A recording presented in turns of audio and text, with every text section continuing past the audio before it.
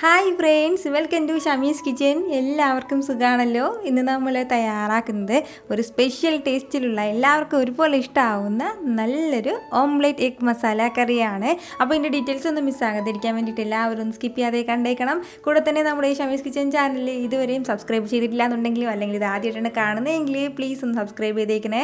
ആ തൊട്ടടുത്ത് കാണുന്ന ബെല്ലൈക്കനിൽ ഓൾ കൂടി ഒന്ന് മറക്കാതെ പ്രസ് ചെയ്തേക്കണം. എന്നാൽ ശരി, നമുക്ക് വേഗം വീഡിയോയിലേക്ക് പോകാം. ഫസ്റ്റ് നമുക്ക് വേണ്ട കാര്യം എന്താണെന്ന് വെച്ചാൽ ഒരു ബൗളിലേക്ക് ഒരു 3 മുട്ട ഒന്ന് പൊട്ടിച്ച് ഒഴിച്ചു കൊടുക്കാം. കൂടെ തന്നെ അതുപോലെ പിന്നെ നമുക്ക് വേണ്ടതാണ് ഒരു 3-4 ടേബിൾ സ്പൂൺ അളവിൽ ചെറുതായിട്ടൊന്ന് ഉള്ളി എന്ന് അരിഞ്ഞെടുത്തതാണ്. അതും കൂടി ചേർക്കുകയാണ്. ഒരുപാട് ചേർക്കേണ്ട ആവശ്യമില്ല, ഈ ഒരു അളവിൽ മാത്രം മതിയാവും. അതുപോലെ തന്നെ ഒരു പച്ചമുളക് നമ്മുടെ എരിവിന് ആവശ്യമായിട്ട് ഒന്ന് ചെറുതായിട്ട് അരിഞ്ഞെടുത്തിട്ട് അതും ചേർക്കുകയാണ്. ഇനി നമുക്ക് ഇതിലേക്ക് വേണ്ടത് ഒരു 1/4 ടീസ്പൂൺ അളവിൽ മഞ്ഞൾപ്പൊടിയും കൂടിയാണ്. അതുപോലെ തന്നെ ഒരു 1/2 ടീസ്പൂൺ അളവിൽ മുളക് പൊടിയും കൂടി ആവശ്യമായിട്ടുണ്ട്. ഇനി ഇതിന് ഇത്രയും ആവശ്യമായിട്ടുള്ള ഉപ്പും കൂടി ചേർത്ത് കൊടുത്തതിന് ശേഷം നല്ല രീതിയിൽ ഇതെല്ലാം കൂടി ഒന്ന് ബീറ്റ് ചെയ്തെടുക്കാം. ഇപ്പോൾ നമ്മുടെ മുട്ടയെല്ലാം നന്നായിട്ടൊന്ന് ബീറ്റ് ചെയ്തെടുത്തിട്ടുണ്ട്.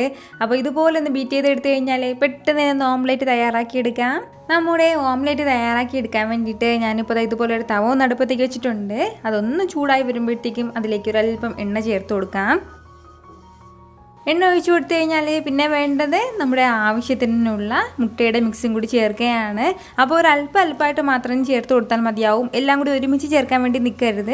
ഇതുപോലെ ഒരു 2-3 ഓംലെറ്റ് നമ്മളൊന്ന് തയ്യാറാക്കി എടുക്കണം. നല്ലതുപോലെ കനം കുറച്ചിട്ട് വേണം ഒഴിക്കാനായിട്ട്. അതായത് നമ്മുടെ ഈ ഓംലെറ്റിൻ്റെ ഒരു സൈഡ് മാത്രമേ വേവിച്ചെടുക്കുന്നുള്ളൂ, മറു സൈഡ് തിരിച്ചിടുന്നില്ല. അതിൻ്റെ പേരിൽ നമ്മൾ നല്ലതുപോലെ ഫ്ലെയിം ഒന്ന് കുറച്ച് വെച്ച് കൊടുത്തിട്ട് വേണം ഇതൊന്ന് തയ്യാറാക്കി എടുക്കാനായിട്ട്. ഇപ്പോൾ കാണുമ്പോൾ തന്നെ അറിയാമല്ലോ, നമ്മുടെ ഓംലെറ്റ് എല്ലാം നല്ല പെർഫെക്റ്റ് ആയിട്ട് റെഡി ആയിട്ടുണ്ട്. നന്നായിട്ട് ഇത് വെന്തിട്ടുണ്ട്, പുറം ഭാഗം എല്ലാം വെന്തിട്ടുണ്ട്. ഇനി നമുക്കിത് റോൾ ചെയ്തൊന്ന് എടുക്കാം.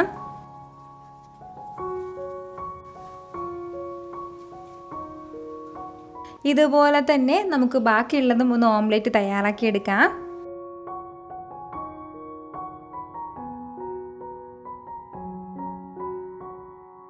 ഇതുപോലെ നമ്മുടെ ഓംലെറ്റൊക്കെ ഞാനിപ്പോൾ തയ്യാറാക്കി എടുത്തിട്ടുണ്ട്. ഇനി നമുക്കിത് ചെറിയ പീസാക്കിയിട്ടൊന്ന് കട്ട് ചെയ്തെടുക്കണം. ചെറിയ പീസാക്കിയിട്ട് ഒന്ന് കട്ട് ചെയ്ത് എടുത്തിട്ടുണ്ട്. ഈ ഒരു അളവിൽ വേണം നമുക്ക് കട്ട് ചെയ്ത് കിട്ടാനായിട്ട്. ഇനി ബാക്കി ഗ്രേവി പെട്ടെന്ന് ഒന്ന് തയ്യാറാക്കിയെടുക്കാം. നമ്മുടെ ഈ ഗ്രേവി തയ്യാറാക്കിയെടുക്കാനായിട്ട് അതേ തവയിലേക്ക് തന്നെ നമുക്കൊരല്പം എണ്ണ ചേർത്ത് കൊടുക്കാം. എണ്ണ ഒന്ന് ചൂടായി വരുമ്പോഴത്തേക്കും പിന്നെ ഇനി ഇതിലേക്ക് വേണ്ടത് ഒരു ചെറിയൊരു പീസ് അളവിൽ കറുവാപ്പട്ട, 2 ഏലക്ക, ഒരു 2 ഗ്രാമ്പു ഇതും കൂടി ചേർക്കാം. അതുപോലെ തന്നെ ഒരു 1/2 ടീസ്പൂൺ അളവിൽ ചെറിയ ജീരകം കൂടി നമുക്ക് ആവശ്യമായിട്ടുണ്ട്, അതും ചേർക്കുകയാണ്. ഇനി വേണ്ടത് അത്യാവശ്യം വലിയ സവാളയിൽ ഒരു 2 സവാള എടുത്തിട്ടുണ്ട്. എന്നിട്ട് ചെറുതായിട്ട് ഇതുപോലെ ഒന്ന് അരിഞ്ഞെടുത്തിട്ടുണ്ട്. നമ്മുടെ വെജിറ്റബിൾ ചോപ്പർ ഉണ്ടല്ലോ, അതിൽ അരിഞ്ഞെടുത്തതാണ്. അപ്പോൾ ഇതുപോലെ നല്ല പൊടിയായിട്ട് കിട്ടും കേട്ടോ. അപ്പോൾ നല്ല ഗ്രേവി കിട്ടും നമുക്ക്, അതിന് വേണ്ടിയിട്ടാണ്. അതിന് ശേഷം നല്ല രീതിയിൽ നമ്മളിതെല്ലാം കൂടി ഒന്ന് വഴറ്റി കൊടുക്കണം. അതായത് നമ്മുടെ സവാളയുടെ കളറൊക്കെ നന്നായിട്ട് മാറിക്കിട്ടണം. ആ ഒരു യെല്ലോഷ് കളറിൽ നിന്ന് കുറച്ചും കൂടി മാറിക്കിട്ടണം.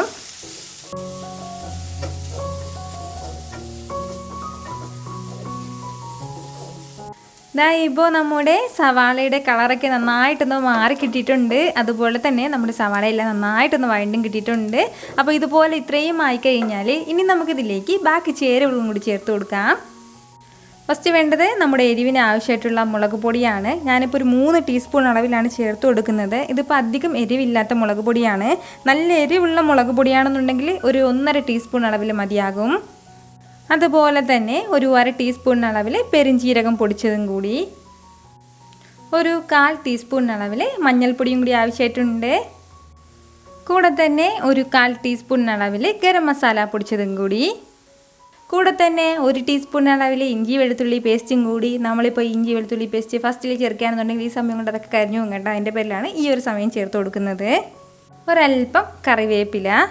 അപ്പോൾ ഇത്രയും ചേർത്ത് കൊടുത്തതിന് ശേഷം നല്ല രീതിയിൽ ഇതെല്ലാം കൂടി വീണ്ടും ഒന്ന് വഴറ്റി കൊടുക്കണം. നന്നായിട്ട് നമ്മുടെ ഈ മസാലയുടെയൊക്കെ ആ ഒരു പച്ചമണം മാറുന്നവരെ മാത്രം ഒന്ന് വഴറ്റി കൊടുത്താൽ മതിയാവും.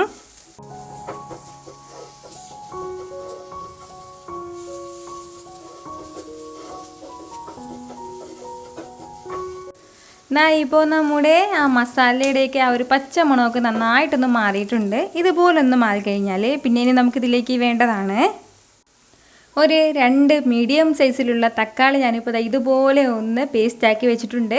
നമ്മുടെ വെജിറ്റബിൾ ചോപ്പറിലിട്ടൊന്ന് പേസ്റ്റ് ആക്കുമ്പോൾ ഇതുപോലെ ആയിരിക്കും കേട്ടോ കിട്ടുന്നത്. അധികം പേസ്റ്റ് ആകുകയില്ല, പക്ഷെ ഒന്ന് ചോപ്പ് ചെയ്തെടുത്തതുപോലെ കിട്ടുകയും ചെയ്യും. അപ്പോൾ ആ ചോപ്പറിൻ്റെ ലിങ്ക് വന്നിട്ട് ഞാൻ ഡിസ്ക്രിപ്ഷൻ ബോക്സിൽ കൊടുത്തിരിക്കാം. നിങ്ങൾക്ക് അതിൽ ക്ലിക്ക് ചെയ്ത് വാങ്ങാവുന്നതേ ഉള്ളൂ. നമ്മുടെ ഈ തക്കാളിയും കൂടി ചേർത്ത് കൊടുത്തതിന് ശേഷം നല്ല രീതിയിൽ വീണ്ടും ഒരു 30 സെക്കൻഡോളം ഒന്ന് വഴറ്റി കൊടുക്കണം. ഫ്ലെയിം ഈ സമയത്ത് ഹൈയിൽ വെച്ചിട്ട് തന്നെ നമുക്ക് വഴറ്റിയെടുക്കാവുന്നേ ഉള്ളൂ. നമ്മുടെ തക്കാളി ഇപ്പോൾ നന്നായിട്ടൊന്ന് വഴണ്ട് കിട്ടിയിട്ടുണ്ട്. ഇതുപോലെ ഒന്ന് വഴണ്ട് കിട്ടിക്കഴിഞ്ഞാൽ പിന്നെ ഇനി നമുക്കിതിലേക്ക് ആവശ്യത്തിനുള്ള വെള്ളം കൂടി ഒന്ന് ചേർക്കാം.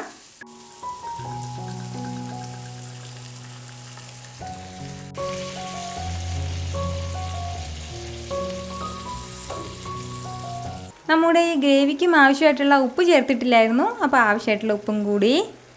ഇനി ഇത് നല്ലതുപോലെ ഒന്ന് തിളച്ചൊന്ന് കുറുകി വരട്ടെ. ഒരുപാടൊന്ന് വറ്റിച്ച് എടുക്കാൻ പാടില്ല, കുറച്ച് ഗ്രേവിയോടെ വേണം നമുക്കിത് കിട്ടാനായിട്ട്. ഇപ്പോൾ നമ്മുടെ ഗ്രേവി എല്ലാം നല്ലതുപോലെ ഒന്ന് തിളച്ച് കുറുകി തുടങ്ങിയിട്ടുണ്ട്. നല്ല പെർഫെക്റ്റ് ആയിട്ട് റെഡി ആയിട്ടുണ്ട്. അപ്പോൾ ഇനിയും നമുക്ക് ഫ്ലെയിം വെച്ചിട്ട് വീണ്ടും ഇത് കുറുക്കി എടുക്കേണ്ട ആവശ്യമില്ല. അപ്പോൾ ഇത്രയും ആയിക്കഴിഞ്ഞാൽ ഫൈനലി നമുക്ക് വേണ്ടതാണ് ഒരല്പം മല്ലിയിലയും കൂടി. മല്ലിയിലയും ചേർത്ത് കൊടുത്തതിന് ശേഷം നന്നായിട്ട് ഇതെല്ലാം കൂടി ഒന്ന് മിക്സ് ചെയ്ത് കൊടുക്കണം. ഇതുപോലെ നല്ല രീതിയിലൊന്ന് മിക്സ് ചെയ്ത് കൊടുത്തതിന് ശേഷം നമ്മൾ നേരത്തെ തയ്യാറാക്കി വെച്ചിരിക്കുന്ന നമ്മുടെ ഓംലെറ്റിലേക്ക് ഈ ഗ്രേവി ഒന്ന് ചെറുതായിട്ടൊന്ന് ഒഴിച്ചു കൊടുക്കാം. നമ്മുടെ ഈ ഗ്രേവി എല്ലാം ഓംലെറ്റിലേക്കൊന്ന് ചേർത്ത് കൊടുത്തു കഴിഞ്ഞാൽ ചെറുതായിട്ട് ഇതെല്ലാം കൂടി ഒന്ന് മിക്സ് ചെയ്ത് കൊടുക്കണം. അതിന് ശേഷം ചൂടോടുകൂടി തന്നെ നമുക്കിത് സെർവ് ചെയ്യാവുന്നതാണ്. ഉറപ്പായിട്ടും എല്ലാവർക്കും നന്നായിട്ട് ഇഷ്ടപ്പെടുന്നതായിരിക്കും. എല്ലാവരും ഒന്ന് ട്രൈ ചെയ്ത് നോക്കിയതിന് ശേഷം നിങ്ങളുടെ ഫീഡ്ബാക്ക് എനിക്ക് മറക്കാതെ ഒന്ന് അറിയിക്കുകയും വേണം. നമുക്കിഷ്ടമുള്ള എന്തിൻ്റെ കൂടെ വേണമെങ്കിലും നമുക്കിത് സൈഡായിട്ട് എടുക്കാവുന്നതാണ്. അപ്പോൾ നിങ്ങളുടെ ഫീഡ്ബാക്ക് മറക്കാതെ അറിയിച്ചേക്കണം. വീണ്ടും നല്ലൊരു ഉഷാർ വീഡിയോ ആയിട്ട് ഞാൻ വരുന്നതായിരിക്കും. അതുവരേക്കും എല്ലാവരും ഹാപ്പി ആയിട്ടിരിക്കുക, സന്തോഷമായിട്ടിരിക്കുക, എല്ലാവരും സേഫ് ആയിട്ടിരിക്കണം. Take care friends.